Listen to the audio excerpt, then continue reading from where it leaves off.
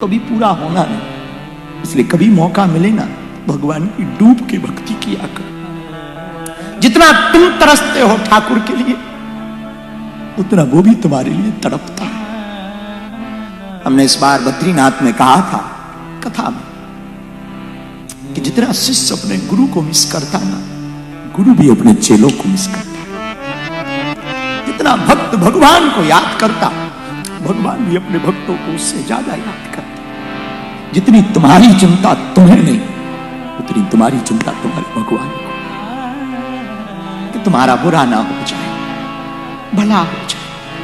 हर पल वो बचाता है। ये बात अलग है कि वो दिखाई नहीं पड़ता, पर वो रहता साथ, हर पल साथ। जैसे हवा तुम्हारे साथ है, वैसी भगवान की कृपा तुम्हारे साथ है। हवा दिखाई नहीं पड़ती पर होती तो है, वैसी भगवान की कृपा दिखाई नहीं पड़ती पर होती तो है, हर पल होती। हम किसी की क्या कहें, अपनी ही कहें। हमारे पिताजी कभी विदेश नहीं आए, कभी हमारी माता ने पिता ने हमने सपना नहीं देखा था कि विदेश जाएंगे। ये उसकी कृपा का प्रश्न, उसकी कृपा का प्रश्न। भला हम हमारे जैसा हम स्कूल नहीं गए, ठीक से पढ़े नहीं, उसकी कृपा का असर तो देखो। जब हम कथा कहने आते तब सोचते क्या कहेंगे, और जब कथा में बैठ जाते तो लगता क्या क्या ना कहते, और पता ही नहीं कहां से कौन सा विचार कब प्रेरित देता, पता ही नहीं चलता, और कौन सी बात बड़ी कह देता, पता ही नहीं चलता। लोगों को लगता ही हमने पढ़ा है।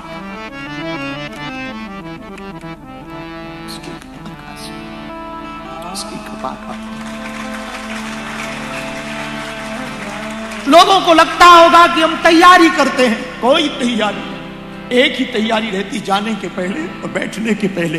जब भी व्यासपीठ पर बैठते या कथा कहने बैठते तो उससे कह देते हमें कुछ आता नहीं है, नाक ना कटवा देना,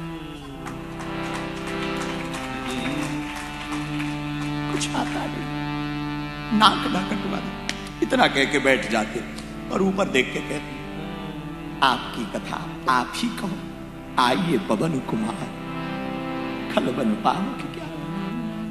आओ पीर बजरंग बली, बैठो, जो मन करे सो कहो।